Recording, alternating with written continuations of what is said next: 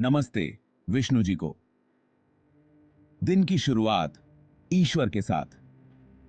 अग्नि पुराण हिंदू धर्म में एक बहुत ही रिवियर्ड स्क्रिप्चर है जो हमें धर्मा यानी कि राइचस कंडक्ट के साथ जीने का रास्ता बताता है। यह एंशिएंट टेक्स्ट हमें डेली रिचुअल्स, पर्सनल हाइजीन और एथिकल बिहेवियर के इंपॉर्टेंस के बारे में बताता है, जो हमें स्पिरिचुअल ग्रोथ और एक हार्मोनियस एग्जिस्टेंस की तरफ ले जाते हैं। अग्नि पुराण के अनुसार दिन की शुरुआत आइडियल तरीके से भगवान विष्णु के ध्यान से करनी चाहिए। वो कॉस्मोस के रक्षक हैं जो ऑर्डर और सस्टेनेबिलिटी को रिप्रेजेंट करते हैं।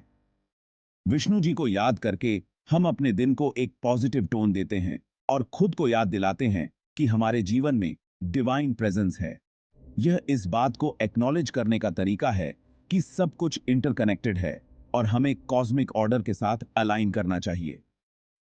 जैसे विष्णु जी पूरे यूनिवर्स को सस्टेन करते हैं, वैसे ही हमें भी ऐसे जीना चाहिए जो हमें और हमारे आसपास के लोगों को सपोर्ट और अपलिफ्ट करे। फिर अग्नि पुराण डेली रूटीन्स के स्पेसिफिक्स के बारे में बताता है, जो कि हमारे उठने के साथ ही शुरू हो जाते हैं। ये रूटीन्स बस मंडेन टास्क्स नहीं हैं, बल्कि इनका स्पिरिचुअल सिग्निफिकेंस भी है।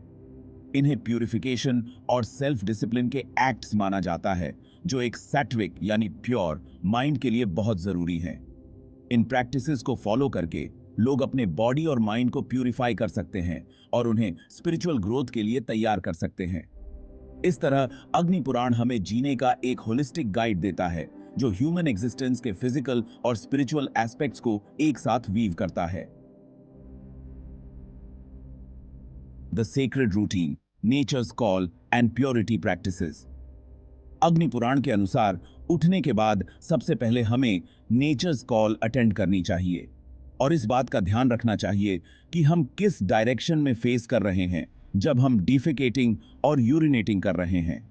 इन कामों के लिए ईस्ट या नॉर्थ डायरेक्शन को ऑस्पिशियस माना जाता है। पहली बार में यह प्रैक्टिस थोड़ी अनयूजुअल लग सकती है, लेकिन यह नेचर के साथ हमारे डीप कनेक्शन को दर्शाती है, जो एंशिएंट इंडियन थॉट की विशेषता थी। धरती को सेक्रेड माना जाता था और यहां तक कि बॉडीली फंक्शंस को भी इस सेक्रेड वेब ऑफ लाइफ का हिस्सा माना जाता था। कार्डिनल डायरेक्शंस का भी सिंबॉलिक मीनिंग होता था। ईस्ट, जहां से सूरज उगता है, वो न्यू बिगिनिंग्स और स्पिरिचुअल अवेकनिंग को रिप्रेजेंट करता था, जबकि नॉर्थ डायरेक्शन विजडम और नॉलेज से जुड़ा हुआ था।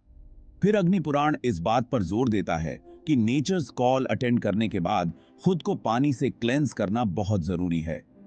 हिंदू धर्म में पानी को एक पावरफुल प्यूरिफाइंग एलिमेंट माना जाता है, जो फिजिकल इंप्योरिटीज और स्पिरिचुअल नेगेटिविटी दोनों को दूर कर सकता है। यह क्लेंजिंग का एक्ट सिर्फ हाइजीन के बारे में नहीं है, यह हमारे शरीर को प्यूरिफाई करने के बारे में है, जिसे डिवाइन का मंदिर माना जाता है।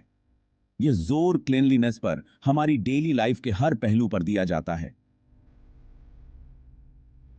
अग्नि पुराण बेथिंग के इंपॉर्टेंस पर जोर देता है, न सिर्फ एक फिजिकल नेसेसिटी की तरह, बल्कि एक रिचुअल प्यूरिफिकेशन की तरह, जो हमारे बॉडी और माइंड को स्पिरिचुअल प्रैक्टिसेस के लिए तैयार करता है।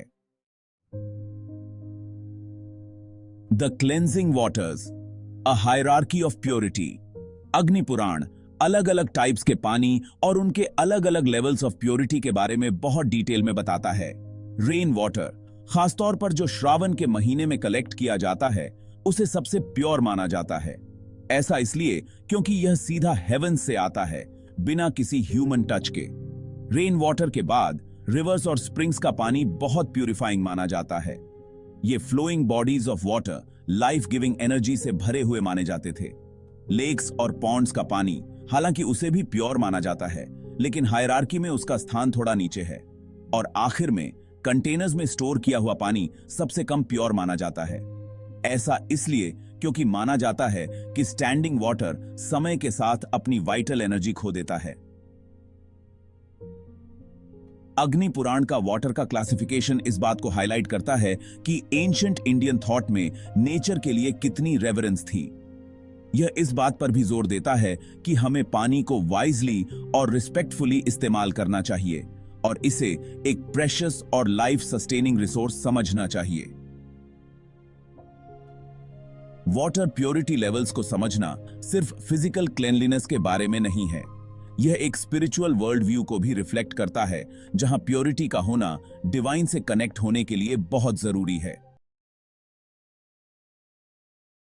Section 4, the art of bathing, physical and spiritual renewal.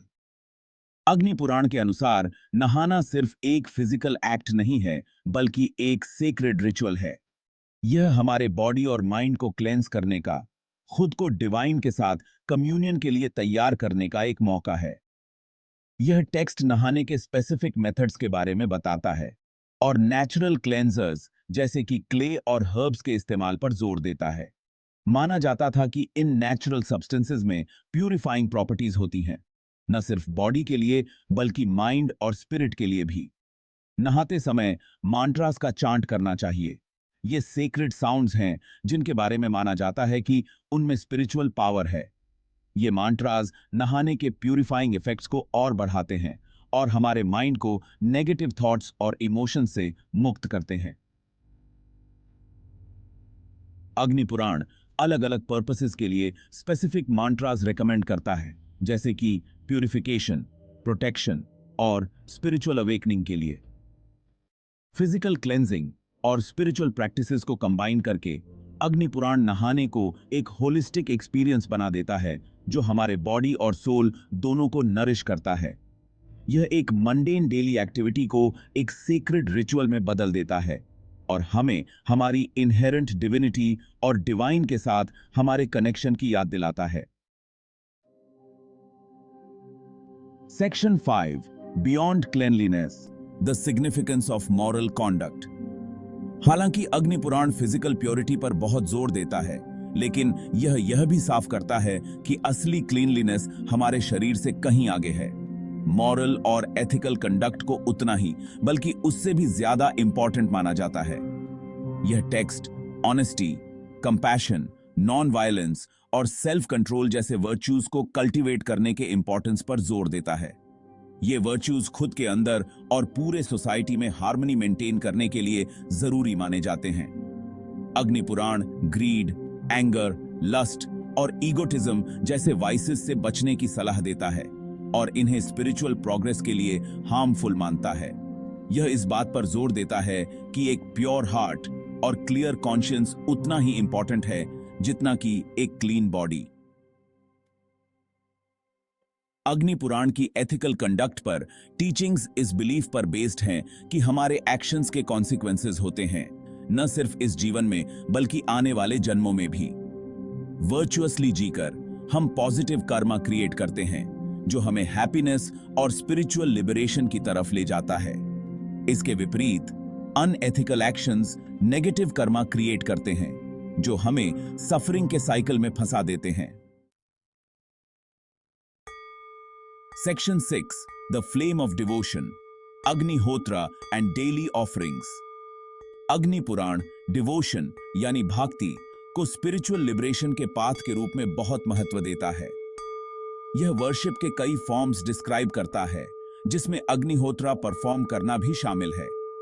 इस एंशिएंट फायर रिचुअल में एक कॉन्सिक्रेटेड फायर में घी यानी क्लैरिफाइड बटर और ग्रेन्स ऑफर किए जाते हैं, जो हमारे ईगो और डिजायर्स को डिवाइन को ऑफर करने को सिंबलाइज करता है। अग्नि पुराण फायर ऑल्टर कैसे बनाना है, किस वुड का यूज करना है और स्पेसिफिक मांट्रास कैसे चांट करने हैं, इन सब के बारे में डिटेल्ड इंस्ट्रक्शंस देता है।